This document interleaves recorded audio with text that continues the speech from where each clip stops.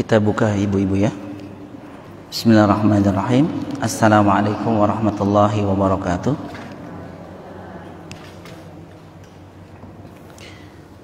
Alhamdulillahirabbil alamin. Wassalatu wassalam ala nabiyyina Muhammadin wa ala alihi wa ashabihi ajma'in. Amma ba'du. Nashkurullah azza wa jalla dengan memanjatkan puji dan syukur kita kepada Allah azza wa jalla alladzi qad a'tana nikmatan katsiratan, di mana pada pagi hari mulia ini Allah subhanahu wa ta'ala melimpahkan kepada kita semua nikmat yang begitu banyak ibu-ibu, hatta najtami'u fi hadzal makan al-mubarak insyaallah taala. Dengan nikmat yang Allah Subhanahu wa taala berikan tersebut, kita dipertemukan, kita dikumpulkan di pagi yang mulia ini di tempat yang mudah-mudahan Allah Subhanahu wa taala memberkahi kita semua insyaallah taala, untuk bersama-sama menunaikan satu dari sekian perintah Allah Subhanahu wa taala, yakni melaksanakan ibadah yang agung yang ini diperintahkan oleh Nabi sallallahu alaihi wasallam, sebagaimana beliau SAW pernah bersabda, talabul ilmi faridatun ala kulli muslim, atau kama qala Nabi sallallahu alaihi wasallam. Menuntut ilmu itu merupakan kewajiban atas semua orang-orang muslim, baik laki-laki maupun wanita. Oleh karena itu ibu-ibu yang dirahmati Allah Subhanahu wa taala, sebelum kita bersama-sama menaungi dan mengarungi majelis yang mudah-mudahan diberkahi ini, maka selalu mengingatkan pada diri saya pribadi dan kemudian ibu-ibu semua, yang pertama adalah selalu untuk diingatkan untuk meluruskan niat kita, meluruskan niat kita ibu-ibu ya, agar ibadah di pagi yang mulia ini dicatat oleh Allah Subhanahu wa taala sebagai kebaikan buat kita semua, agar ibadah di pagi hari ini mendapatkan balasan pahala dari Allah Subhanahu wa taala. Maka tentu ibu-ibu sering mendengar dua syarat diterimanya ibadah adalah, salah satunya adalah ikhlas. Ikhlas mengharapkan wajah Allah Subhanahu wa taala, mengharapkan pahala Allah Subhanahu wa taala, mengharapkan balasan kebaikan dari Allah Subhanahu wa taala.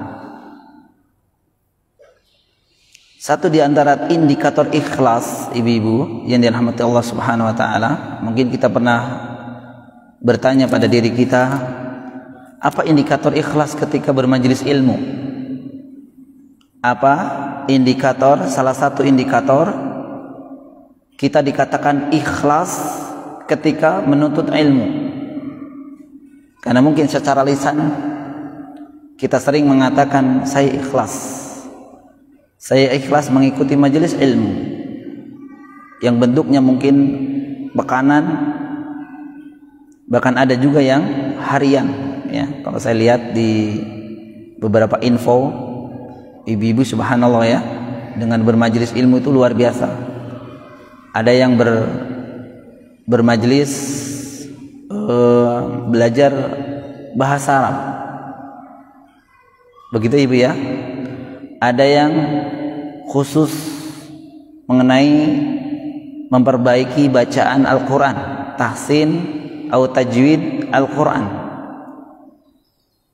Ya, subhanallah, luar biasa. Namun sekali lagi indikator ikhlas itu, ya, para ulama menjelaskan, dan di antara indikator dikatakan ikhlas, ya, ketika bermajelis ilmu, ketika menuntut ilmu, adalah sebagaimana disampaikan oleh Syekh Muhammad bin Shalih Al-Utsaimin rahimahullah taala, bahwa salah satu indikator ikhlas adalah niatkan untuk menghilangkan kebodohan. Niatkan untuk menghilangkan ketidaktahuan. Ya, jadi ketika ibu-ibu menghadiri majelis ilmu, baik yang bentuknya tadi, ya, pekanan, bahkan mungkin bulanan sekali, atau yang setiap hari ibu-ibu, ya, punya jadwal takhusus bahasa Arab, kemudian tahsin Al-Quran, ada juga mungkin halakoh-halakoh yang lain yang subhanallah ibu betul sekali, ya.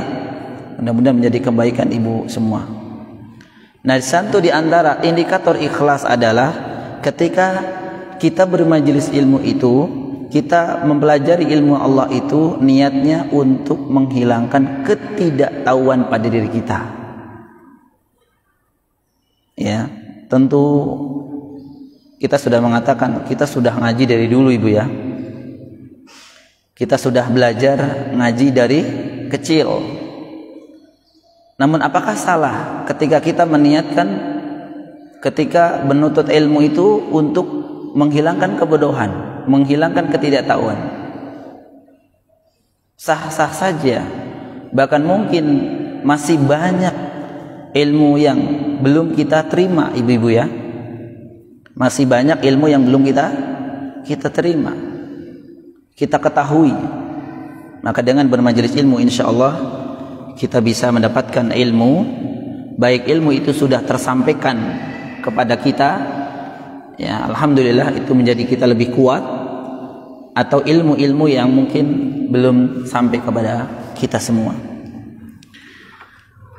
Baik ibu-ibu yang rahmat Allah subhanahu wa ta'ala, di pagi yang mulia ini insyaallah kita akan melanjutkan pembelajaran kita atau kajian kita, yakni kita masuk di bab ke berapa ibu? 22. Ya, 22. Yakni bab mengenai majaa fi himayatil Mustafa sallallahu alaihi wasallam janabat tauhidi wa saddihi kulla tariqi yusilu ila syirki. Nah, ini judul aslinya ibu, ya. Judul aslinya adalah Majaa fi himayatil Mustafa. Jadi upaya dan usaha Nabi sallallahu alaihi wasallam. Al-Mustafa itu adalah nama laqab siapa ibu? Al-Mustafa. Apa arti Al-Mustafa? Mustafa artinya apa? Mustafa itu artinya orang yang terpilih. Orang yang terpilih. Jadi upaya orang yang terpilih, dan disebutkan sallallahu alaihi wasallam. Tentu yang disebut sallallahu alaihi wasallam adalah Al-Mustafa itu adalah Nabi sallallahu alaihi wasallam. Janabat tauhidi, yakni penjagaan beliau, upaya beliau terhadap tauhid, terhadap kemurnian tauhid, wasaddihi kulla tariqi yusilu ila syirki, dan bagaimana Nabi SAW itu menutup jalan-jalan yang bisa mengantarkan kepada perbuatan kesyirikan. Nah, ini pentingnya kita mengenal judul atau tema dulu, sehingga nanti mungkin ibu ada gambaran apa yang insya Allah akan disampaikan ini. Jadi bab ini adalah upaya Nabi SAW dalam menjaga kemurnian tauhid dengan cara menutup segala jalan, menutup segala wasilah yang mengantarkan perbuatan tersebut menuju kepada perbuatan kesyirikan.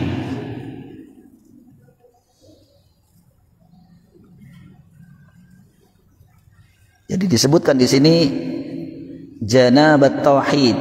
Nah, tadi disebutkan Al-Mustafa itu adalah siapa ibu tadi? Nabi sallallahu alaihi wasallam. Orang yang terpilih itu adalah Nabi sallallahu alaihi wasallam. Al-janab artinya itu al-janib. Ya, janibul lisan misalkan. Janibul lisan, janibud dar, janibu al-masjid. Artinya sisi. Ya, janib itu artinya sisi. Maksudnya adalah Nabi SAW di bab ini, ya, muallif rahimahullah ta'ala menjelaskan bahwa Nabi SAW itu betul-betul menjaga dari segala sisi tauhid, dari segala sisi tauhid itu agar tidak tercampur dengan kesyirikan, agar tidak tercampur dengan kesyirikan. Bahkan tidak hanya itu ibu-ibu yang dirahmati Allah Subhanahu wa taala, beliau SAW sampai perhatiannya kepada kita umatnya mewanti-wanti segala sesuatu, dari segala sesuatu yang bisa menjerumuskan kepada perbuatan kesyirikan. Nih nanti kita sebutkan yang menjerumuskan kepada sesuatu yang haram itu juga diharamkan. Ya, yang menjerumuskan kepada perbuatan yang haram, apalagi perbuatan itu adalah perbuatan yang termasuk a'zamuz dzunub, termasuk sebesar-besar dosa, yaitu perbuatan apa ibu? Kesyirikan.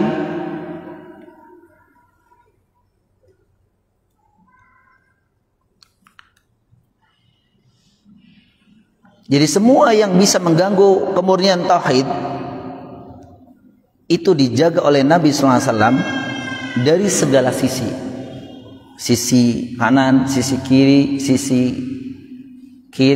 kanan, depan, belakang, atas, bawah, semua sisi tauhid itu dijaga oleh Nabi SAW. Bahkan bukan hanya dijaga, tapi Nabi SAW menutup semua jalan yang mengantarkan kepada perbuatan lawannya tauhid, yaitu kesyirikan. Maka dalam syariat ibu yang dirahmati Allah Subhanahu wa taala itu dikenal dengan saddu dzar'iyah. Ya, saddu adzari'ah, saddu adzari'ah, saddu dzari'ah, yaitu menutup segala jalan atau segala sarana yang bisa menghantarkan kepada perbuatan kesyirikan atau perbuatan haram. Saddu adzari'ah itu dalam syariat itu dikenal demikian. Makanya nanti mungkin disinggung ibu-ibu yang dirahmati Allah Subhanahu wa taala, kehati-hatiannya kita terhadap perbuatan akan melakukan hal ini. Apakah perbuatan yang akan kita lakukan ini bisa menjerumuskan kepada yang berbuatan haram? Tidak, seperti itu. Itu bentuk kehati-hatian kita ibu-ibu. Kaidah ini ibu-ibu yang dirahmati Allah Subhanahu wa taala, saddu dzari'ah, ya, menutup segala sarana yang bisa mengantarkan kepada perbuatan dosa. Ini merupakan kaidah yang agung yang telah dijelaskan panjang lebar oleh para ulama kita. Mereka berdalil apa ibu? Nah nih, mereka berdalil firman Allah Subhanahu wa taala dalam surat Al-An'am 108. Ibu bisa buka. Jadi kaidah sadduz dzari'ah, menutup segala jalan, segala sarana yang menghantarkan kepada perbuatan haram, menghantarkan kepada mudharat, ya, madharat yang lebih besar. Itu dijelaskan oleh Allah Subhanahu wa taala dalam ayat 108 surat Al-An'am yang berbunyi apa Ibu? A'udzu billahi samil alim minasyaitonir rajim. Wala tasubbul ladzina yad'una min dunillah fayasubbullaha adwan bighairi ilm. Dan janganlah kalian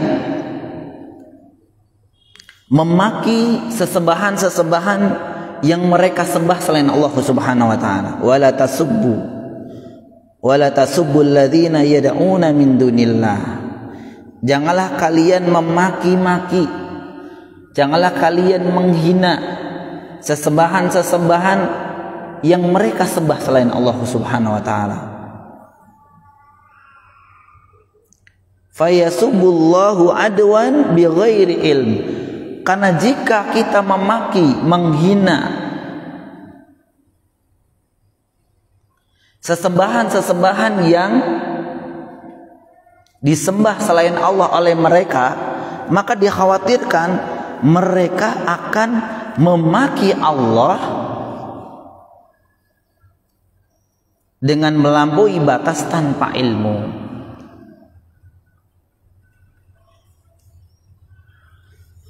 Di ayat yang mulia ini ibu-ibu semua yang dirahmati Allah Subhanahu wa taala, Allah Subhanahu wa taala melarang kita itu menghina, menjelek-jelekan sesembahan yang disembah oleh mereka selain Allah.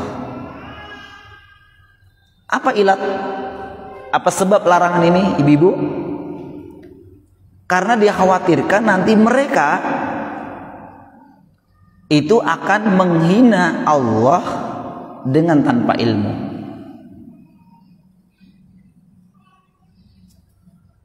Jadi mencela sesembahan orang-orang musyrik ini, Bu, itu tidak diperbolehkan. Karena madharatnya lebih besar. Karena madharatnya lebih besar. Ya.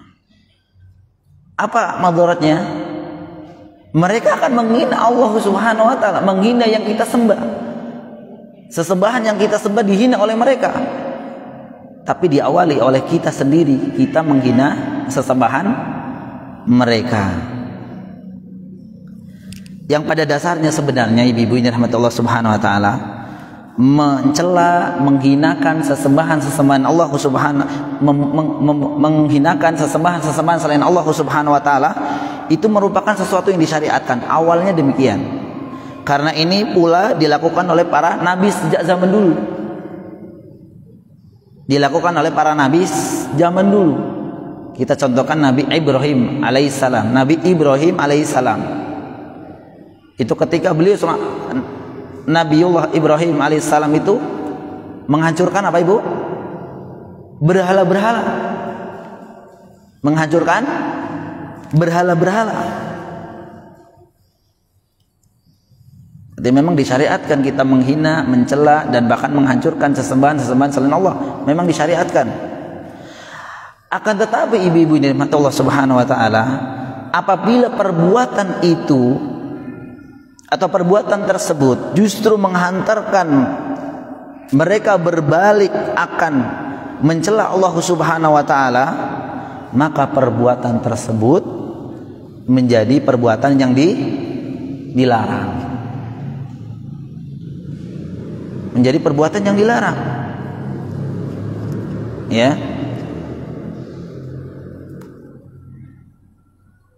Jadi misalkan ibu-ibu merusak tempat ibadah mereka.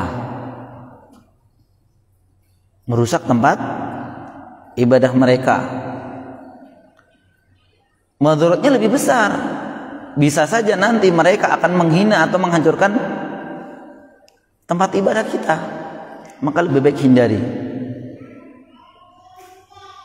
Atau misalkan ibu ya menghancurkan itu dengan segala cara ya. Di sana apanya ya, sesajinya dihancurkan, dibuang dan seterusnya. Itu berbahaya justru. Madaratnya adalah apa? Mereka justru nanti berbalik menghina dan menghancurkan tempat ibadah kita. Jadi lihat madarat, maslahat dan madaratnya.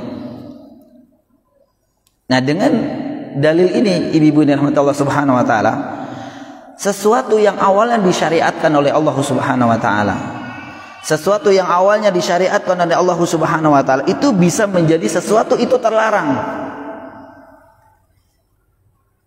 Ya, menjadi terlarang. Apalagi sesuatu yang kita lakukan itu adalah hanya sekedar mubah, hanya sekedar boleh. Jadi saya ulang, sesuatu yang disyariatkan tadi sebenarnya mencela, menghina sesembahan Allah itu Subhanahu wa taala, itu sebenarnya disyariatkan oleh Allah Azza wa Jalla dan Rasulnya. Dibuktikan dengan apa? Dulu para nabi itu menghancurkan apa? Berhala-berhala. Nabi Ibrahim, Nabiullah Ibrahim alaihissalam. Namun jika dilakukan itu madharatnya lebih besar dibandingkan maslahatnya, maka sesuatu ini menjadi dilarang. Nah, ini bisa ambil faidah ibu-ibu dirahmati Allah Subhanahu wa taala.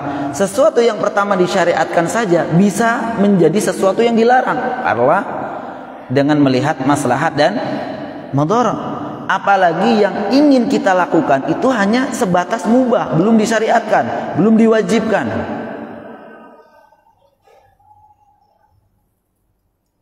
Ya, hanya sekedar mubah, boleh. Maka hukumnya menjadi haram jika mengantarkan kepada perbuatan yang haram. Contohnya apa ibu ya? Perbuatan yang mubah, perbuatan yang boleh asalnya, tapi kalau dilakukan justru akan madharatnya lebih besar. Itu menjadi haram justru. Misal ibu ya, di bulan Ramadan misalkan, kita keluar rumah ya karena kebutuhan ya mungkin ya. Siang hari boleh nggak kita muter-muter pasar ibu? Tawaf di pasar. Mubah, boleh-boleh saja ibu ya. Tapi kalau misalkan ibu kondisinya lemah,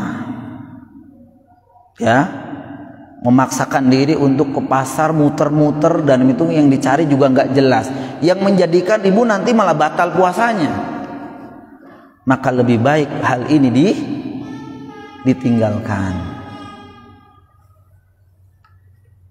Nah, jadi sekali lagi ibu dan rahmat Allah Subhanahu wa taala, sesuatu yang disyariatkan saja bisa berubah menjadi sesuatu yang terlarang apabila sesuatu itu hanya sekedar mubah, sekedar dibolehkan, maka hukumnya bisa menjadi haram ibu.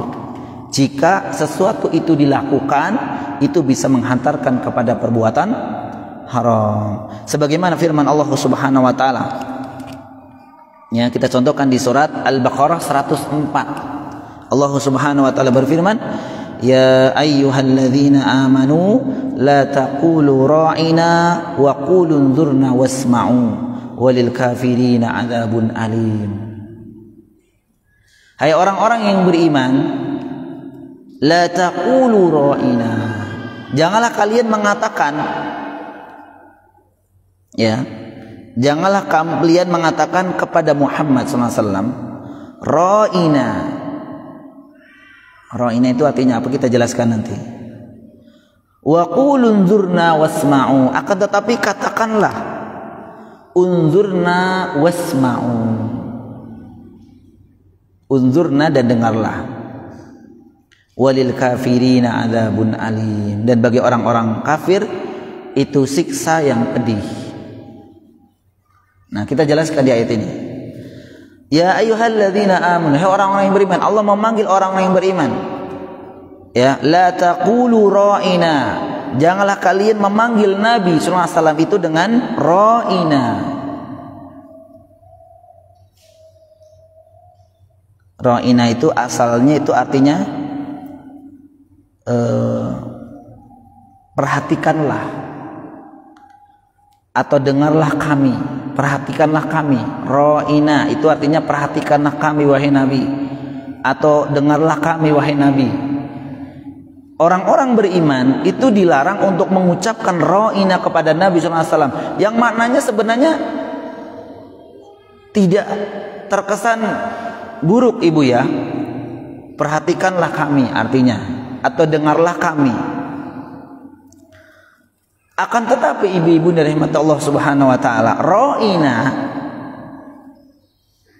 ma'ruf atau dikenal di tengah-tengah orang-orang Yahudi, ra'ina, kata ra'ina itu mereka justru memaknai ra'ina itu ya ahmaq. Ini sebenarnya perbedaan bahasa ibu ya. Bahasa ya ra'ina atau ra'ina itu artinya tadi apa? Perhatikanlah kami wahai Nabi, lihatlah, dengarlah kami wahai Nabi. Itu kan perkataan atau makna yang tidak buruk ibu ya. Tapi ternyata kata ra'ina di kalangan orang-orang Yahudi itu artinya ya ahmaq. Apa arti yang ahmaq ibu? Ahmaq itu artinya wahai apa ya artinya ya, ini buruk, artinya wahai orang goblok lah gitu. Wahai orang goblok, Masya Allah ya. Ini arti ra'ina di tengah-tengah orang-orang ya Yahudi.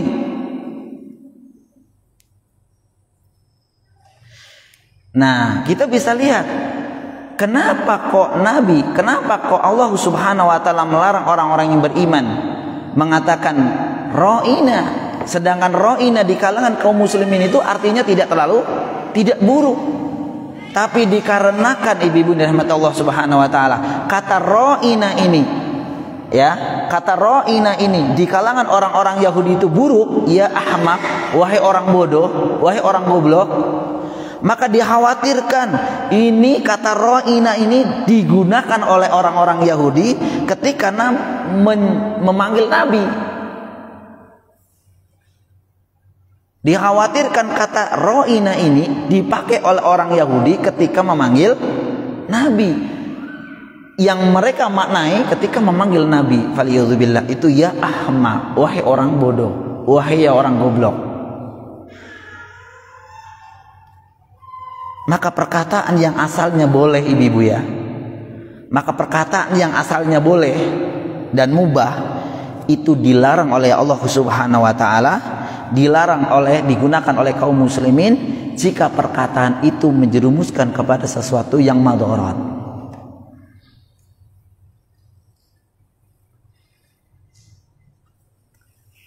Bahkan semakin haram, semakin dilarang, semakin haram jika suatu perkara ibu-ibu rahmat Allah Subhanahu wa taala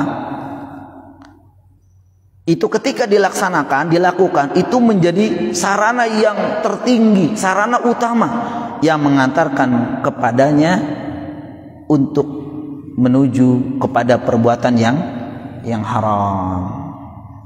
Ini contoh yang pertama.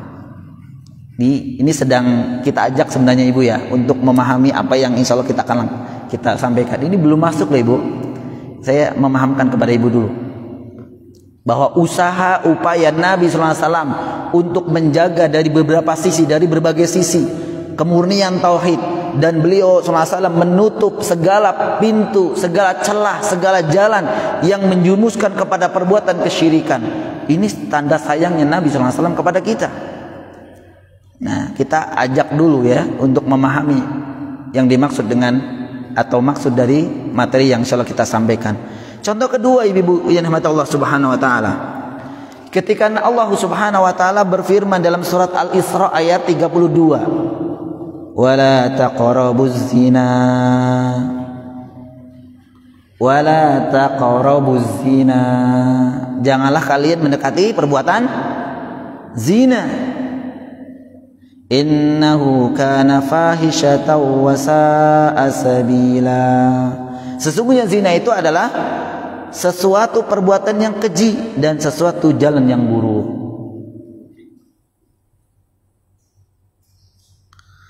Karena zina merupakan perbuatan yang keji dan buruk, maka perkara-perkara yang asalnya dibolehkan, akan tetapi perbuatan atau perkara tersebut bisa menghantarkan kepada zina, maka perbuatan ini diharamkan. Di sini disebutkan wala taqrabu zina, janganlah kalian mendekati zina. Yang disebut mendekati itu berarti melakukan sesuatu yang bisa menjadikan perbuatan itu terjerumus kepada perzinahan. Itu diharamkan oleh Allah Subhanahu wa taala. Ya, diantaranya mengumbar pandangan, dilarang mengumbar pandangan. Ini bukan hanya berlaku bagi laki-laki saja, ibu-ibu yang dirahmati Allah Subhanahu wa taala, tapi juga berlaku untuk muslim dan muslimah, ibu-ibu juga. Jadi kadang-kadang yang dicecer itu laki-lakinya, ibu ya, tapi kadang juga ibu-ibunya juga yang salah, ya, baik itu melihat secara langsung, misalkan ya, secara langsung, maupun di gambar atau video, ya, ibu melihat gambar orang lain ya di televisi, ya, lama-lama ibu bilang gimana? Ganteng, ya, cakep, dan seterusnya. Maka asalnya memandang itu kan dibolehkan, ibu. Boleh nggak, bu, memandang?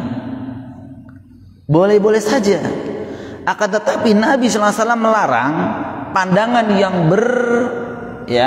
berlama-lama dengan lawan jenis, karena bisa menghantarkan kepada perbuatan zina. Kemudian dilarang berkholwat. Apa arti kholwat, ibu? Kholwat itu artinya apa? Berdua-duaan dengan lawan jenis, ya. Sebenarnya berdua-duaan dengan perempuan asal tidak berpegangan itu tak mengapa. Akan tetapi Nabi SAW melarang, ya, keumuman berduaan itu karena bisa menghantarkan perbuatan berzinahan. Nah. Kemudian juga dilarang menyentuh lawan jenis.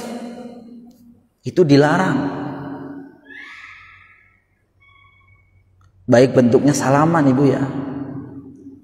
Jadi ibu maaf, ini sedikit singgung ya. Ketika ibu bersalaman dengan lawan jenis yang itu bukan mahram, yang bukan mahram itu artinya apa, ibu? Mahram itu artinya orang yang haram dinikahi, orang yang haram dinikahi, yang tidak boleh dinikahi. Siapa coba, ibu? Hah? Orang tua kita. Siapa lagi? Keponakan kita, paman bibi kita. Kalau sepupu kita, sepupu itu mahram bukan, ibu-ibu? Gimana? Boleh nikah dengan sepupu? Boleh. Jadi sepupu itu bukan mahram, ibu-ibu, ini rahmat Allah Subhanahu wa taala ya. Tapi Ustadz deket banget. Itu kan anaknya bibi saya. Nah, sepupu kan anaknya bibi paman kita atau uwa kita, ibu ya. Sepupu itu boleh menikah, ibu. Makanya misalkan anak ibu putri ibu diantar oleh anaknya uwa, putri ibu diantar kuliah, diantar belanja, diantar ke rumah teman atau kemana saja, pakai mobil, pakai motor, dengan diantar oleh anaknya uwa kita, berarti kan sepupunya dia kan? Itu tidak boleh. Kenapa? Bukan mahram. Bukan mahram. Nah, ini memang perlu edukasi banget ya, karena kita tahu, mereka nggak tahu. Begitu Ibu ya. Kita paham, mereka tidak paham. Kadang yang jadi kendala demikian. Ketika kita mau salaman begini, sombong banget sih gitu. Gitu ya. Langsung dipegang aja sama dia. Karena memang edukasi tentang mahram dan yang bukan mahram itu banyak yang belum mengetahui. Atau mungkin mengetahui tapi tidak meyakini atau masih bimbang. Masa sih sepupu itu boleh nikah? Itu kan deket banget Ustadz. Begitu Ibu ya. Kalau kakak ipar, adik ipar, mahram bukan Ibu? Bukan mahram. Bukan mahram Ibu ya. Masya Allah. Ini memang perlu pembahasan tersendiri nih tentang mahram Ibu. Karena udah salaman itu udah siapa saja. Kalau udah mengatakan itu saudara saya, pokoknya saudaramu dari mana? Oh, salaman. Apalagi ada kecil gini. Masya Allah, segitunya ya. Walaupun mungkin nggak ada apa-apa Ustadz dari dulu juga. Ya minimal ibu berdosa.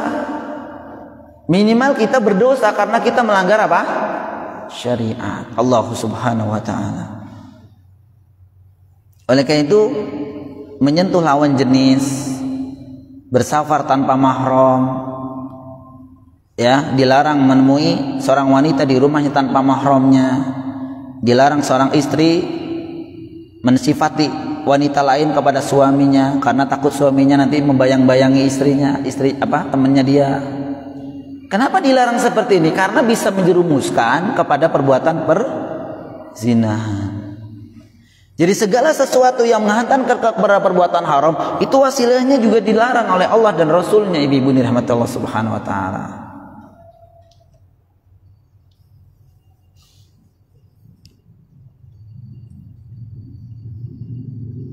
Dan banyak Ibu ya, ini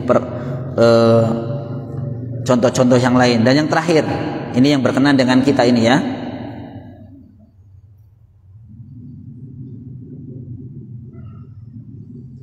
Yang terakhir adalah apabila sesuatu perbuatan itu bisa menghantarkan kepada perbuatan yang paling besar, perbuatan paling dosa besar, itu perbuatan kesyirikan.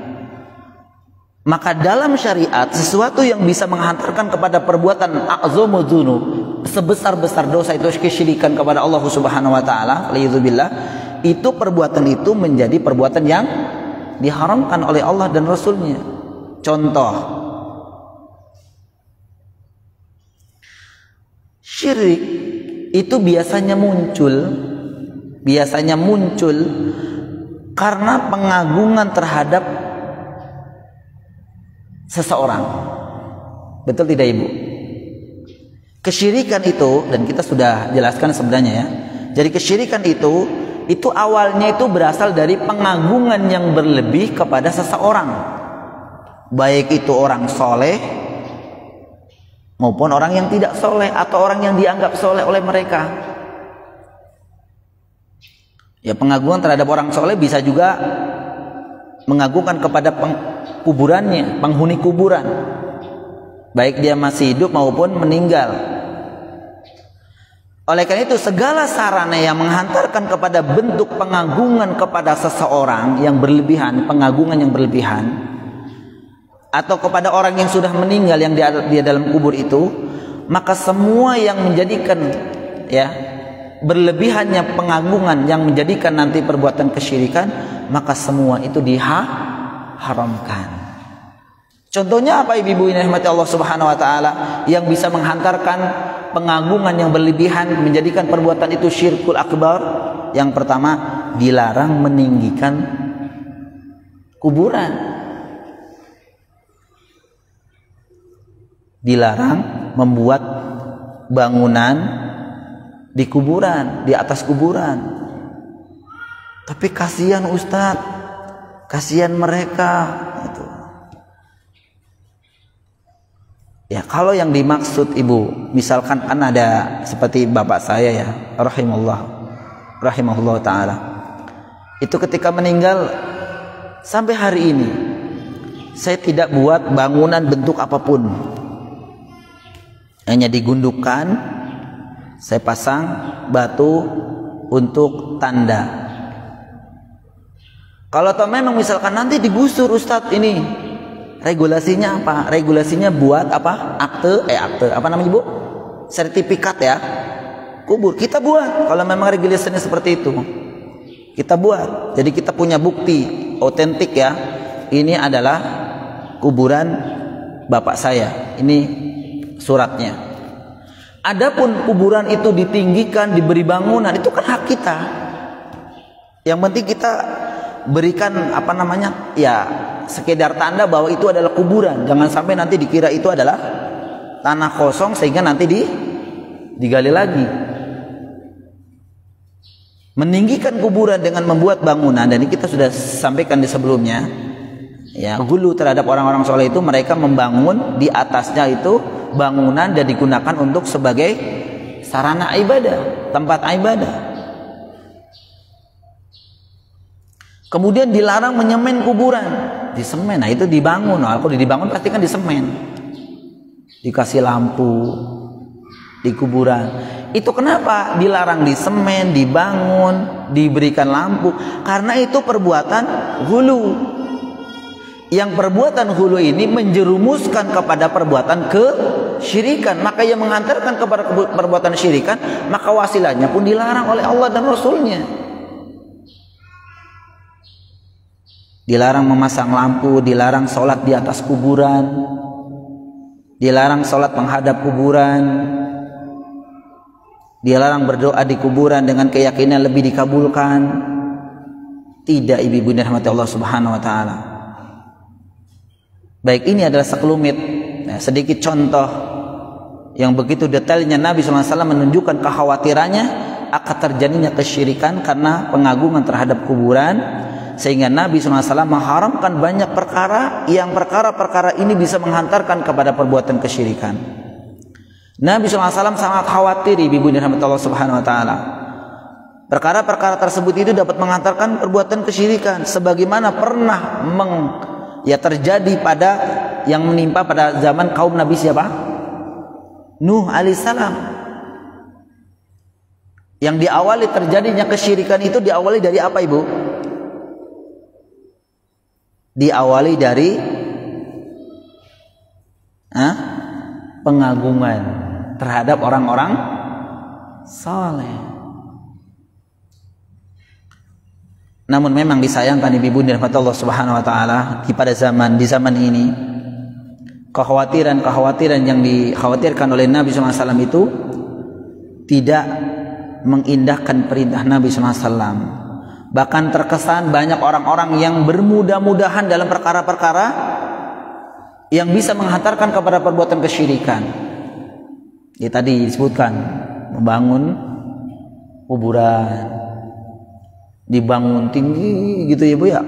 Jadi maka bahkan Ibu ya, itu tinggi-tinggian. Ibu misalkan setiap hari Jumat ke situ, lihat sebelahnya tinggi, tinggiin lagi. Lihat sebelahnya bagus, bagusin lagi. Ibu ya, Ibu, kita pernah ke kota Madinah, kita melihat makam Baqi. Memang ibu-ibu tidak boleh masuk ya, tapi ibu-ibu bisa melihat dari luar.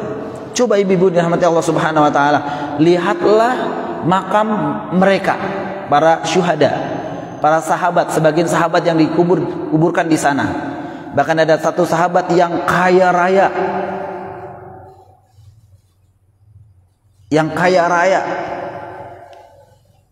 yang banyak bersedekah. Makam siapa ibu? Sahabat siapa? Utsman ibn Affan radhiyallahu taala. Itu dikuburkan di makam Baqi. Apakah beliau punya gedung begitu? Tidak. Kuburannya Masya Allah biasa. Tapi bukan berarti kemudian terhina makam beliau, Masya Allah. Tidak. Justru beliau adalah orang yang mulia. Bermudah-mudahan mereka itu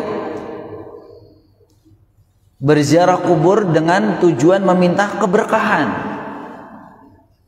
Bahkan ada sebagian daerah yang mengadakan perjalanan ke kuburan-kuburan tersebut itu bisa berminggu-minggu. Ya, kuburan sini pindah lagi. Apa yang mereka inginkan, ibu-ibu? Mengalap berkah. Ingin mendapatkan berkah. Ya, sampai capek itu, bisa semingguan, ibu. Berbis-bis sampai 15 bis, satu bisnya 60, berapa coba ibu? Subhanallah. Gulu terhadap ini. Dan ini yang dilakukan pada hari ini. Banyak orang-orang yang ya bermudah-mudahan dengan perkara-perkara yang justru menimbulkan perbuatan kesyirikan. Oleh karena itu ibu-ibu dirahmati Allah Subhanahu wa taala, maka kekhawatiran Nabi SAW ini adalah bentuk tanda sayangnya beliau SAW kepada kita. Maka di buku yang ibu pegang, muallif rahimahullah ta'ala membawakan 3 dalil. Dalil yang pertama adalah surat At-Taubah ayat 128, di mana Allah Subhanahu wa taala berfirman, laqad ja'akum rasulun min anfusikum azizun 'alaihi ma 'anittum harisun 'alaikum bil mu'minin raufur rahim. Sesungguhnya telah datang kepada kalian seorang rasul dari kaummu sendiri. Seorang rasul dari kaummu sendiri. Berat terasa olehnya penderitaanmu, sangat menginginkan keimanan dan keselamatan bagimu. Dan ini sifat-sifat Nabi, sifat-sifat Rasul yang diutus oleh Allah Subhanahu wa ta'ala. Nanti kita sebutkan penjelasannya. Amat belas kasihan lagi penyayang terhadap orang-orang yang beriman. Laqad ja'akum rasulun min anfusikum azizun 'alaihi ma 'anittum harisun 'alaikum bil mu'minina raufur rahim. Firman Allah Subhanahu wa taala yang disebutkan di ayat 128 surat At-Taubah ini menjelaskan bahwa ya hadza huwa wasafahullah alaihi salatu wassalam, yakni Allah Subhanahu wa taala mensifati Nabi sallallahu alaihi wasallam, laqad ja'akum, telah kami datangkan, telah didatangkan kepada kalian, telah diutus kepada kalian. Kalian ini siapa ibu-ibu? Kaum Quraisy. Kaum siapa? Quraisy. Ya, al-khitab ja'akum, kum di sini ada al-khitab li Quraisy wa ghairihim, kepada orang-orang Quraisy dan selain mereka.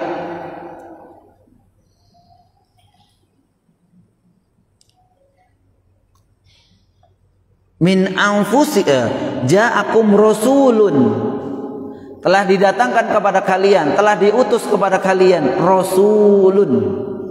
Rasul artinya utusan. Utusan. Siapa itu? Wa huwa Muhammad ibnu Abdullah ibnu Abdul Muttalib ibnu Hashim. Dialah Muhammad sallallahu alaihi wasallam, putra dari Abdullah, putra dari Abdul Muttalib, yakni keturunan dari Bani Hashim. Wa hum ya'rifuna Bani Hashim. Yang orang-orang Quraisy itu, ibu-ibu dirahmati Allah Subhanahu wa taala, itu paham betul terhadap Bani Hashim. Ya. Terhadap Bani Hashim itu siapa? Bani Hashim itu termasuk kabilah atau suku yang dihormati pada waktu itu.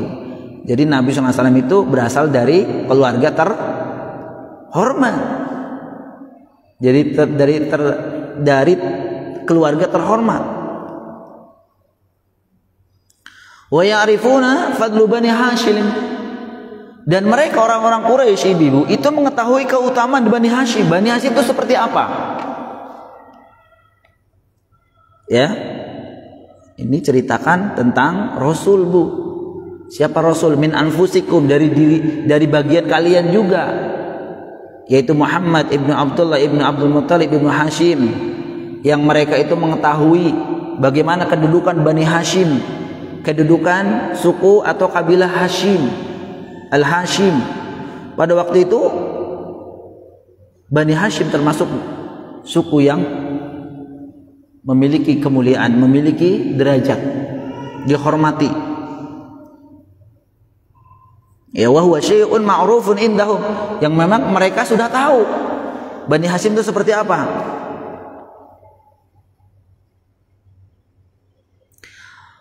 Bahkan ketika Nabi SAW dilahirkan, Nabi SAW itu dikenal, wulida minkum ma'rufu indakum bil amanah wasidqi, kanu, dikenal oleh mereka bahwa Muhammad itu adalah orang yang amanah. Orang yang amanah itu artinya orang yang dipercaya. Wasidq, orang yang jujur.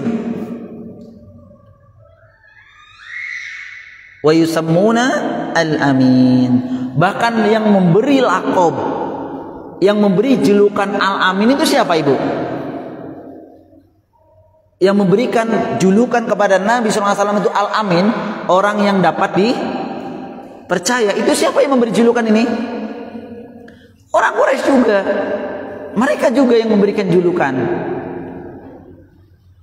Qabla an yuhiya ilaihi, sebelum Nabi SAW itu diutus sebagai Nabi, sebagai Rasul, belum. Jadi sebelum Nabi SAW itu diangkat oleh Allah Subhanahu Wa Taala sebagai Rasul, itu mereka sudah mengakui kesolehan Nabi SAW, amanahnya Nabi SAW, kejujuran Nabi SAW. Bahkan yang memberi julukan Al-Amin itu mereka juga, karena memang mereka tidak pernah mendapatkan Nabi SAW itu berbohong, tidak pernah.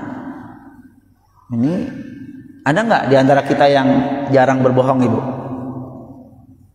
Ada nggak, Bu? Jarang. Sudah berusaha tetap saja. Saya nggak pernah bohong, Ustaz. Sama siapa? Sama orang lain, sama anak. Nah, iya baru tuh. Karena saya sering menyinggung pendidikan kepada anak itu ya justru dari kecil dia. Contoh, Ibu ya, ini saya tanya sama Ibu, misalkan Ibu kondangan, keundangan, atau kemana silaturahmi. Kemudian kan biasanya kalau Ramadan, Lebaran itu kan dapat THR, Ibu ya, anak-anak kita ya. Ini buat si Fula, ini buat ini, kumpulin sama Ibu. Saya mau tanya, Ibu dapat amplop yang buat anak itu diserahin ke anak, atau maksudnya dipakai untuk anak atau dipakai untuk Ibu? Udah buat beli baju Ibu. Bener nggak? Kalau kita ingin jujur, ini ya, ini amplop-amplop atau siapa saja, misalkan ada, misalkan Ibu dagang kue nih ya, dagang kue. Harganya 58.000. Ternyata yang beli ngasihnya 60.000. 2.000-nya. 2.000-nya buat jajan anak Ibu. Yang 2.000 Ibu serahin nggak? Enggak. Lupa atau dilupakan. Kalau ingin jujur ngomong, Dek, siapa nih dari Bunda ini tadi lebihan. Dia akan merasa terhargai, Ibu rahmati Allah Subhanahu Wa Taala. 2.000 ini, jangan bilang 2.000 ini. Yang kecil aja Ibu nggak jujur, apalagi yang dikasih 1 juta oleh paman, masuk kantong Ibu. Jangan bilang anak ya. Ini pendidikan juga sebenarnya, Ibu rahmat Allah Subhanahu Wa Taala. Dan maksudnya membuktikan ya bahwa kita itu belum 100%. Tapi Nabi SAW bukan yang muji orang-orang yang beriman saja, Ibu rahmat Allah Subhanahu Wa Taala. Kalau yang memuji orang-orang yang beriman, orang-orang yang menjadi temannya itu bagus, tapi kurang. Tapi justru kalau yang memuji dia adalah musuhnya. Ayo. Yang memuji kita justru orang yang musuh kita. Misalkan kita punya musuh nggak, Bu? Oh enggak. Maksudnya misalkan ibu ya ada selek sama orang, tapi justru yang muji ibu tuh orang yang selek sama ibu. Nah, itu hebat ibu. Walaupun mereka mungkin belum jujur, pengen baikan tapi nggak mau gitu ya. Nabi SAW demikian keadaannya, ibu bin rahmat Allah Subhanahu Wa Taala. Beliau SAW itu jujur, amanah, ya, dapat dipercaya. Itu diakui bukan hanya oleh orang-orang yang beriman saja, bukan hanya diakui oleh keluarganya saja. Kalau keluarganya mengatakan begitu ya sah-sah saja, namanya keluarganya. Tapi justru yang mengatakan ini, yang memberi kelakop, memberikan julukan Al-Amin, ya mereka sendiri. Tapi memang ini terjadi sebelum Nabi SAW itu diangkat sebagai Rasul. Jadi ini detailnya ibu. Laqad ja'akum rasulun min anfusikum. Telah kami datangkan kepada kalian Rasul dari kaummu sendiri, dari jenis kalian sendiri, dari bagian dari kalian sendiri. Ya, Rasul itu diambil atau diangkat bukan dari kaum lain, tapi dari kalian sendiri. Contoh ibu ya, saya tanya nih, kalau Pak Presiden dari, misalkan ibu dari Jawa nih ya, ibu dari Jawa, Pak Presiden dari Jawa, kan ibu gimana? Wah terangkat, oh dari Jawa. Ibu dari luar Jawa, diangkatlah presiden dari luar Jawa, ibu juga akan terangkat, ini daerah saya jadi pemimpin. Artinya ada faktor-faktor yang seharusnya itu diterima gitu Bu, bahkan didukung, diterima dan didukung. Ini faktor banyak ya. Dia amanah, terus berasal dari bagian mereka juga,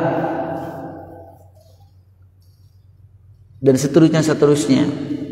Artinya firman Allah Subhanahu Wa Taala diawali dari apa namanya, mentakkid, meyakinkan kepada mereka bahwa yang diutus sebagai Rasul itu berasal dari kalian yang kalian tahu tentang sifat-sifat baiknya. Azizun alaihi, azizun alaihi, azizun alaihi, yang berat terasa olehnya penderitaanmu.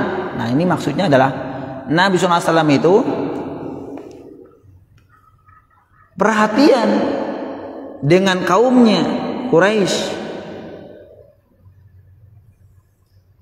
ikut merasakan maksudnya ya, syakun alaihi ma yashukku alaikum, yakni merasa apa namanya, ikut beban yang ditanggung oleh kaumnya. Nah gitu Bu, maksudnya nggak cuek, tidak cuek, ikut merasakan bagaimana keadaan Quraisy itu, ikut, aduh gimana gini, artinya ikut ingin memperbaiki apa yang ada, ya keburukan yang ada pada zaman itu. Itu kan bentuk kasih sayang, bentuk kecintaannya kepada kaumnya. Ma'anittum, ya, ma'anittum, yang menginginkan untuk kalian itu keimanan dan keselamatan. Nah ini maksudnya. Jadi perhatian Nabi SAW itu bukan hanya masalah dunia saja. Ya tentu Nabi SAW di sebagian akhlaknya yang mulia, beliau itu ramah, beliau itu baik, menolong siapapun, bukan hanya para sahabatnya ya, dari kalangan kaum muslimin, tapi juga beliau SAW itu kadang juga membantu orang-orang yang musuhnya. Ya, ibu pernah mendengar ya, Nabi SAW itu menjenguk orang Yahudi ketika sakit. Pernah mendengar kisahnya ibu ya? Lah ini bentuk kasih sayang beliau. Nama anitum, begitu juga Nabi SAW itu mengharapkan, karena sayangnya beliau terhadap kaumnya itu, mengharapkan kaumnya itu mendapatkan hidayah, mendapatkan keimanan. Dan tentu ini kita yakini bahwa keselamatan di dunia dan akhirat itu memang tergantung dari keimanan, tergantung dari hidayah. Bukan hanya diukur dengan bergelimangnya harta, bukan. Ya kayak ibu misalkan ya, ibu punya teman, dia kaya raya, punya apa saja, mobilnya banyak, gedungnya banyak, tapi maaf aja, dia kok muslimah, tapi nggak pernah sholat. Kan ibu iba juga ya, aduh sayang nih, kasihan dia. Maka mungkin ibu dengan sayangnya, dengan bagaimana caranya saya ngomong sama dia, tapi dia tidak tersinggung, bagaimana ya? Nah itu kan ibu merasakan bagian kasih sayang terhadap teman itu. Atau ada mungkin teman kita misalkan ya, dia sukses di dunia, tapi sayang banget ke orang tuanya, kok dia nggak terlalu dekat, bahkan cenderung menyombongkan kesuksesannya. Orang tuanya dibiarkan begitu saja. Ibu iba sama dia. Nabi SAW demikian. Terlebih Nabi SAW.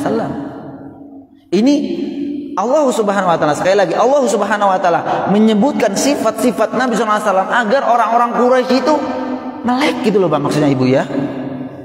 Melek. Udah melek ya Ustaz ya. Bukan, maksudnya terbuka hatinya gitu, Bu. Bahwa yang diutus di depan kalian ini itu bukan orang siapa-siapa, bukan siapa-siapa, tapi orang dari golongan kalian sendiri. Yang orang ini itu sifat-sifatnya kalian tahu kebaikannya, itu baik, amanah, jujur, ini gitu. Kemudian juga perhatian terhadap apa yang kalian alami, berkeinginan agar kalian itu bisa mendapatkan keimanan dan hidayah. Ma'anitum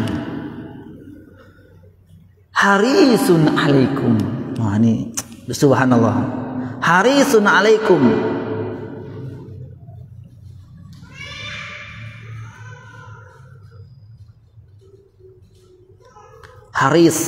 Haris itu artinya ya sama ya, semangat ya. Bersemangat, haris itu menggebu-gebu. Ala hidayatikum wa inqadzukum wa inqadzakum wa inqadzukum minan nar. Yani semangat agar kalian mendapatkan hidayah, agar kalian dihindarkan dari api neraka. Wah, subhanallah. Kalau orang seperti ini kira-kira gimana, Bu ya? Ibu punya teman yang begitu perhatian. Perhatiannya bukan hanya dunia saja. Oke lah, misalkan ibu dikasih uang nih, kamu mau apa? Ngomong aja. Mobil saya tuh pakai aja satu, mau kemana kek? Apa bahkan bukan hanya dipakai, ini mobil punya buat kamu, silakan dipakai, silakan buat kamu, terserah. Baiknya begitu, itu dunia itu saja. Ibu-ibu dirahmati Allah Subhanahu Wa Taala, kita sudah menganggap apa pada teman kita itu yang sudah seperti itu? Ya, menganggap apa kepada teman itu? Itu udah ibu mengatakan itu kakak saya, itu udah dianggap kakak saya, itu udah dianggap keluarga saya, mungkin begitu. Bukan hanya itu, ibu-ibu dirahmati Allah Subhanahu Wa Taala. Bagaimana jika ketika kita kepada teman bukan hanya sayangnya karena dunianya, tapi karena teman itu mengingatkan kepada kita tentang Allah, tentang kebenaran. Justru teman kita itu mengingatkan kepada kita tentang kebaikan, tentang hirs lil khair, tentang semangat untuk berbuat kebaikan.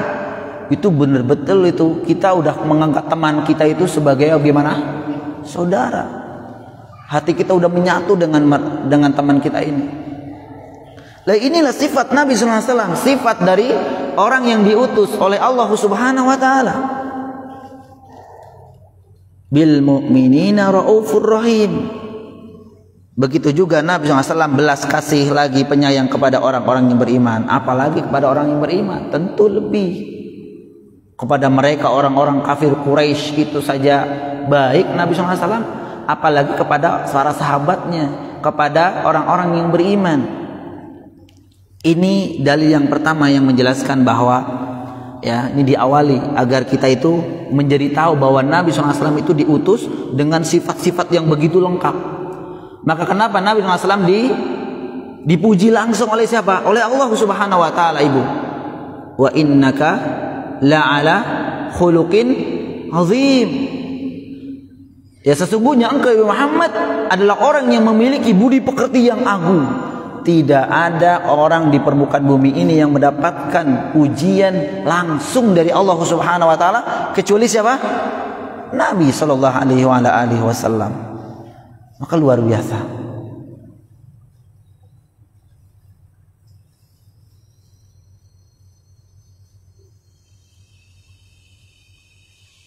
Dalam ayat lain, ibu-ibu yang dirahmati Allah Subhanahu wa taala, ini saya tambahkan ya. Di surat Ali Imran ayat 164. Surat apa? Ali Imran ayat 164. Allah Subhanahu wa taala berfirman, "Laqad mannallahu 'alal mu'minina idz ba'atsa fihim rasulan min anfusihim yatlu 'alaihim ayatihi wa yuzakkihim wa yu'allimuhumul kitaba wal hikmah wa in kanu min qablu lafi dhalalin mubin."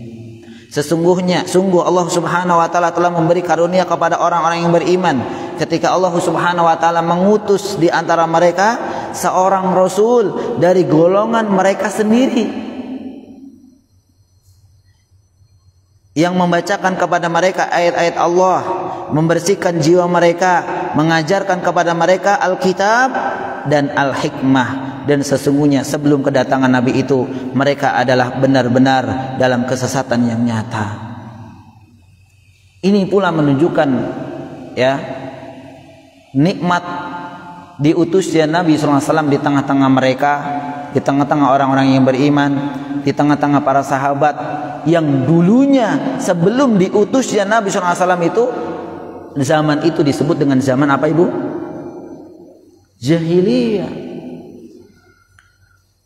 Zaman kebodohan, tidak mengenal Allah, tidak mengenal syariat. Namun ketika Allah Subhanahu wa taala mengutus nabinya yang mulia Muhammad SAW di tengah-tengah mereka, maka itulah disebut dengan hidayah. Maka harus bersyukur. Ditambah Nabi SAW juga sangat penyayang bagi orang-orang muslim, orang-orang mukminin. Oleh karena itu segala perkara yang menghantarkan kepada kebaikan, ibu-ibu, segala perkara yang mendatangkan kepada kebaikan dan kemaslahatan, itu pasti diajarkan oleh Nabi SAW. Tidak ada satupun yang tersisa. Ini untuk meyakinkan kita kepada Nabi SAW, ibu-ibu yang dirahmati Allah Subhanahu wa taala, meyakinkan kepada kita begitu sayangnya Nabi SAW kepada kita. Buktinya apa? Tidak mungkin sesuatu yang menghantarkan kepada kebaikan, menghantarkan kepada kemaslahatan, menghantarkan kepada nikmatul jannah, itu tidak mungkin kecuali Nabi SAW telah menyampaikannya. Tidak mungkin tertinggal. Semua sudah tersampaikan. Karena Nabi SAW pernah bersabda, "Ma baqiya syai'un yuqarribu minal jannah wa yubaidu minan nar illa wa qad buyyina lakum." Tidaklah tertinggal sesuatu pun yang mendekatkan kepada surga dan yang menjauhkan kepada neraka, melainkan kata Nabi telah dijelaskan semuanya kepada kalian. Sudah lengkap. Subhanallah, sudah lengkap apapun. Bahkan mungkin dari hal-hal yang mungkin kita tidak ngeh itu apa, Bu ya? Yang tidak kita perhatikan, kayak gitu aja dibahas. Nah, mungkin ibu mengatakan begitu, itu mah sepele. Tapi Nabi SAW menjelaskan. Sebagaimana disampaikan dari Salman Al-Farisi, ia berkata bahwa ada yang pernah bertanya kepadanya, Salman Al-Farisi. Ya, dia adalah dia sahabat bukan, Ibu? Dia tidak bertemu dengan Nabi, tidak bertemu dengan Nabi SAW. Salman ya, dari Al-Faris. Tapi ketika Allah Subhanahu wa taala memberikan hidayah kepada Salman Al-Faris, Al-Farisi, dan kemudian begitu cintanya kepada Nabi sallallahu alaihi wasallam, pembelaannya kepada Islam. Suatu ketika ditanya oleh orang-orang, ya, qad allamakum nabiyyukum sallallahu alaihi wasallam kulla syai'in hatal khira'ah. Apakah Nabi SAW, apakah Nabi kalian itu mengajarkan kepada kalian segala sesuatu sampai pun dalam hal buang kotoran?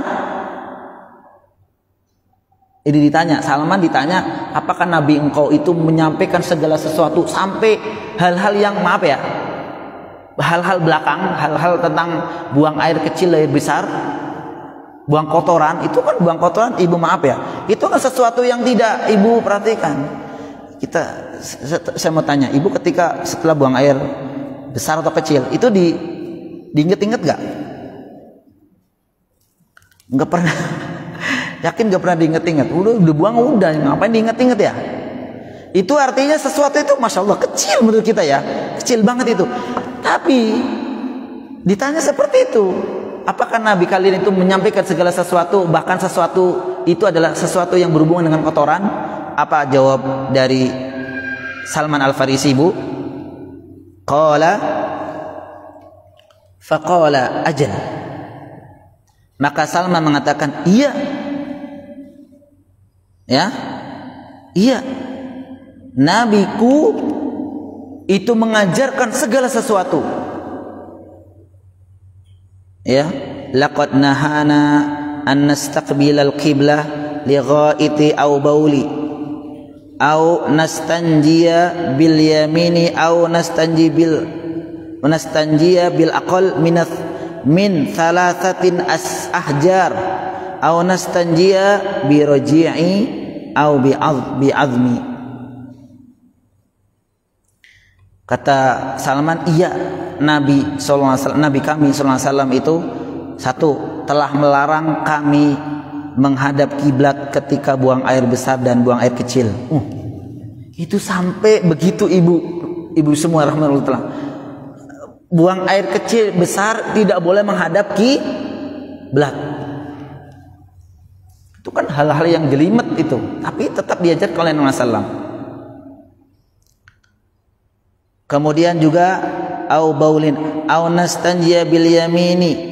Kemudian juga Nabi SAW melarang kami beristinja dengan tangan kanan. Istinja itu apa, Bu? Cebok. Apa? Istinja itu cebok.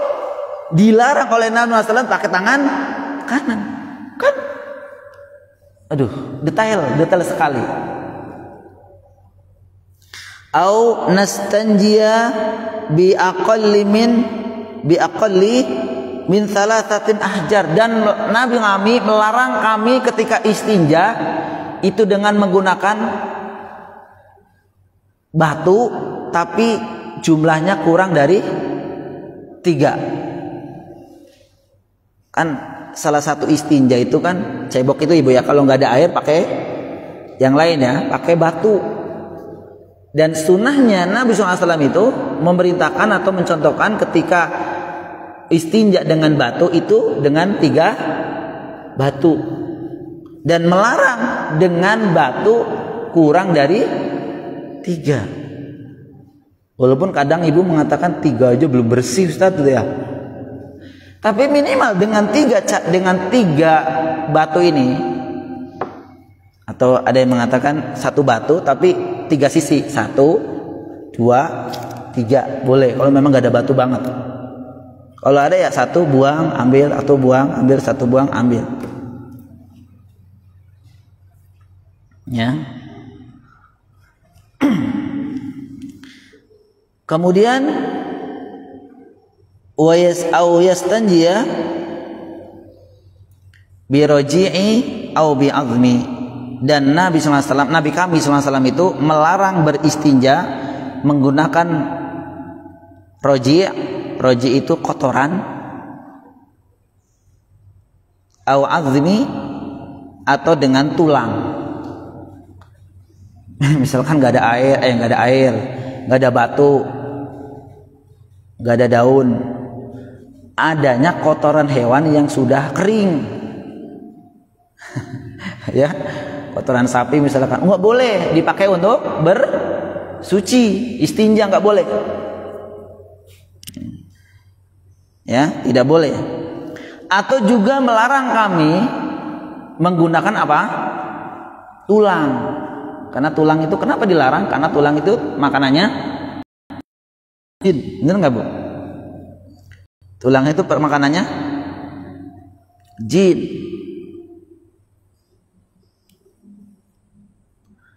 Bahkan perkara-perkara yang mungkin di mata sebagian manusia, di mata sebagian kita, Ibu, itu sepele.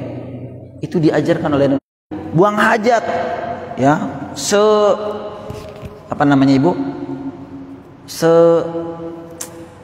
Kalau udah ngebet-ngebetnya Ibu mau buang air kecil atau besar, itu tetap diajarkan untuk ada adabnya.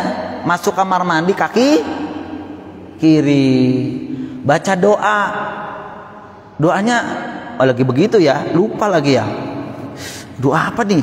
Udah di ujung lagi itu kan ya. Udah masuk aja gitu ya. Udah gitu Ibu nggak ingat, di situ baru nyuci itu ada ada bekas-bekas sabun, bisa terpleset, Ibu. Ada adabnya. Masuk kamar mandi kaki kiri, baca doa, Allahumma inni a'udzubika minal khubuthi wal khobais. Lupa, Ustaz. Ada yang pendek, apa, Ibu? Bismillah masuk. Adab-adab di dalam seperti apa? Boleh nggak nyanyi-nyanyi kamar mandi? Apalagi baca Al-Quran. Waduh.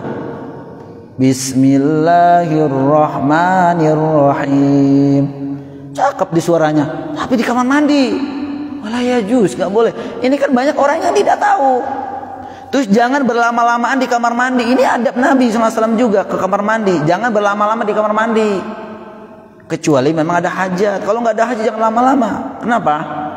Ada tempat tidurnya syaitan. Yang lama-lama. Makanya banyak kasus orang yang berlama-lama di kamar mandi, pulang keluar ketawa sendiri. Pernah ada? Pernah ada. Karena apa? Ya, berlama-lama tanpa berdoa. Kan orang yang masuk kamar mandi tanpa membaca doa atau minimal baca bismillah, itu siternya itu terbuka. Apa siter? Kabinnya itu terbuka, dilihat oleh jin. Maka yang sebagai penghalang antara kita, aurat kita dengan jin itu dengan doa itu, dengan membaca bismillah. Tertutup, tidak bisa ada yang syaitan itu ngintip, gak bisa. Ngintip aja gak bisa, apalagi ganggu. Ada makan dan minum. Loh, Ibu kalau makan gimana? Ya, kalau makan gorengan sama cabai. Ini gorengan, ini cabai. Ini enggak? Ini tangan kirinya ikut. Ini pasti ikut. Kalau orang tahu, nih cabainya simpen sini. Ini mah umpetin gini. Diumpetin. Gitu ya. Nah, ini pasti tahu nih. Saya lihat kalau orang tahu tuh pasti, Masya Allah. Tuh, repot. Jangan bilang repot. Yang penting kan masuk. Kalau yang nggak paham, bahkan ini ya, lebih parah lagi, dua-duanya kiri. Ini tangan buat apa ya? HP. Masya Allah, rela banget ya. Habis makan, minum. Ya, Ibu ya. Ibu lagi makan nih. Ini minuman teh manis. Biasanya gimana, Bu? Ini pakai tangan makannya, tangan kanan. Kalau minum biasanya begini. Sebenarnya pegang aja begini. Ya, Bu ya. Nanti juga kotor mau dicuci nih. Bener nggak? Pegang aja. Gitu. Ini kan nanti apalagi Ibu mau makannya di rumah makan, udah pegang aja kanan. Kotor, Ustadz. Lah tadi Ibu mau makan aja nggak cuci tangan.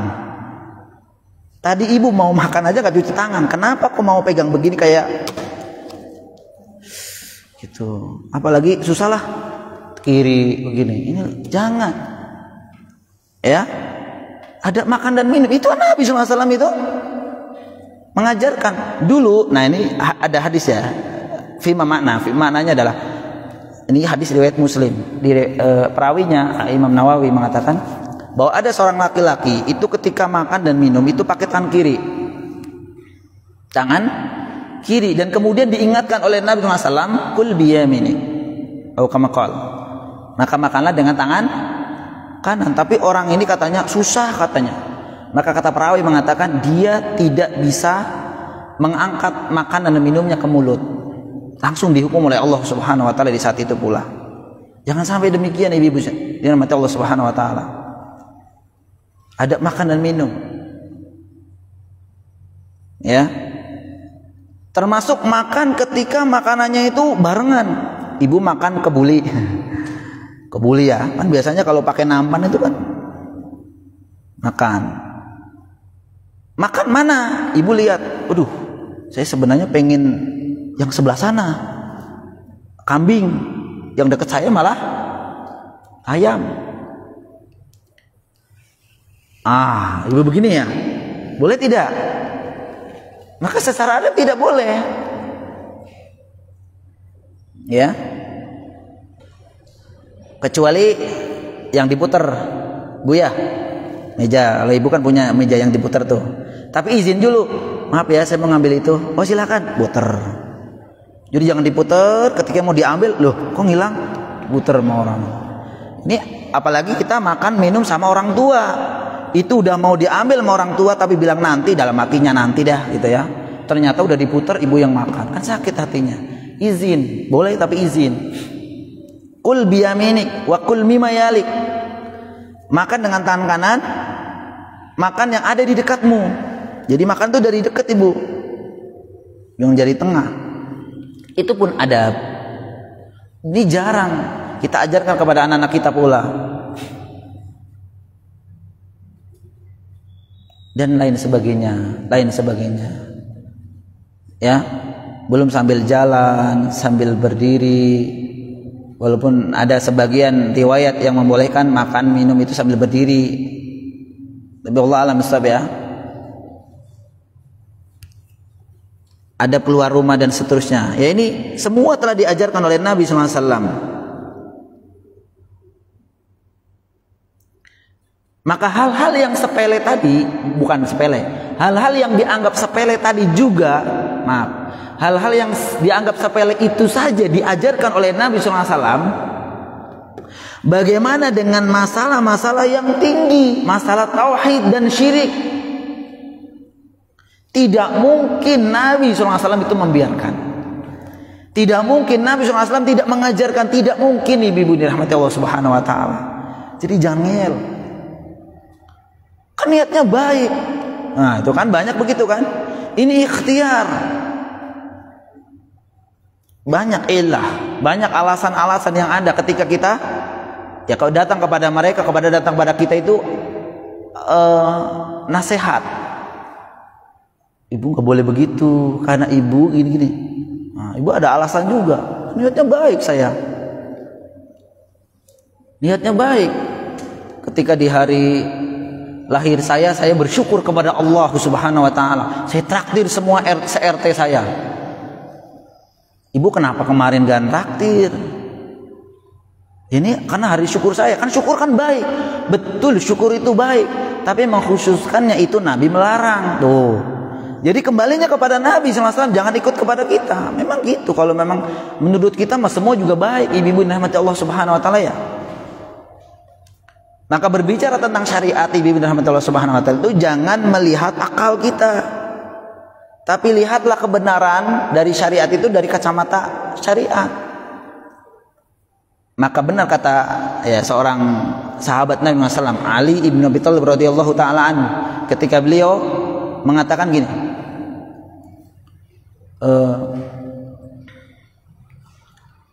"Lau kana dinu bi ra'yi, lakana asfalul khuffi aula bimassi min a'lahu."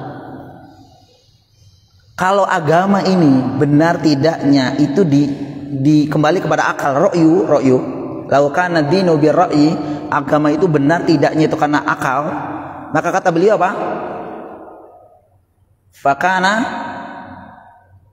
lau kana dinu birra'yi, maka mengusap sepatu bagian bawah itu akan lebih diutamakan dibanding dengan mengusap sepatu bagian atas.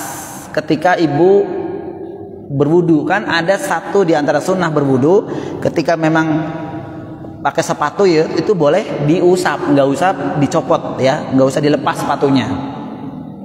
Apalagi bagi orang-orang yang memakai sepatu itu bisa berhari-hari, seperti para tentara itu kan, kalau wudu harus dicopot gimana? Kan susah, maka boleh mengusap. Maka kalau ingin mengusap sepatu pasti secara akal ibu, secara logika itu bagian bawah lebih utama diusap dibanding bagian atas. Kenapa ibu? Karena secara akal yang kadang ketemu dengan najis itu bagian bawah.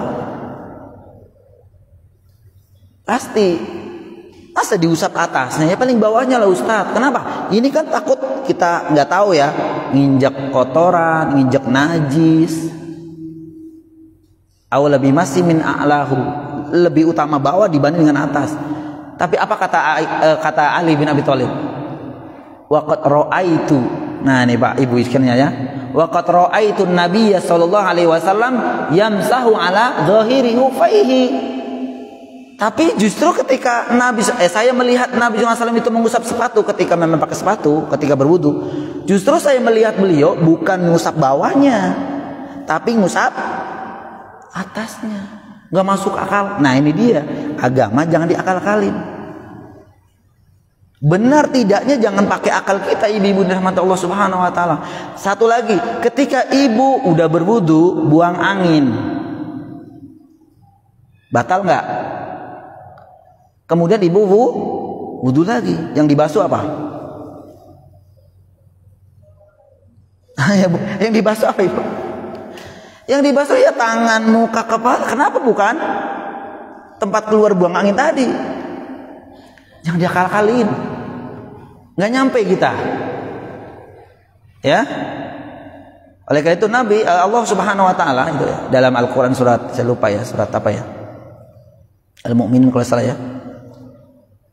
Al-Mu'minun saya lupa suratnya, yang menyebutkan bahwa tugas kita orang yang beriman ketika Allah dan Rasulnya, innama kana, tidaklah seorang beriman laki-laki dan perempuan ketika Allah dan Rasulnya mengajak kepada mereka kepada sesuatu yang Allah tentukan, maka satu diucapkan mereka, satu ucapan mereka, sami'na wa ta'na, saya dengar dan saya patuh, itu saja. Adapun hikmahnya kita tahu atau tidak itu bukan masalah kita. Hikmahnya, keutamaannya itu kita tahu atau nggak tahu. Kalau memang syariat mengatakan kita jalani. Masya Allah, kita belum baru dalil yang pertama ya ibu Nisi. Itu detail sekali ibu ya. Sehingga terakhir ibu, insya Allah kita lanjutkan di pekan di Ramadan di bulan datang ibu ya. Di bulan yang datang insya Allah saya belum masih di sini, dan insya Allah tanggal 2 Maret saya mohon doanya, insya Allah saya mendampingi jamaah ya 2 Maret ke tanah suci kembali insya Allah Ta'ala. Baik, sampai di sini ibu dan rahmat Allah Subhanahu Wa Taala, dan ini masih panjang, masih di bab masih di dalil yang pertama, dalil kedua dan ketiga belum kita sampaikan. Untuk lebih lengkapnya insya Allah kita akan lanjutkan. Nas'alullah istiqamah, mudah-mudahan Allah Subhanahu Wa Taala memberikan istiqamah kepada kita semua ibu ya. Wa sallallahu ala Muhammad. Jika ada pertanyaan silakan, sedang 1 menit mungkin.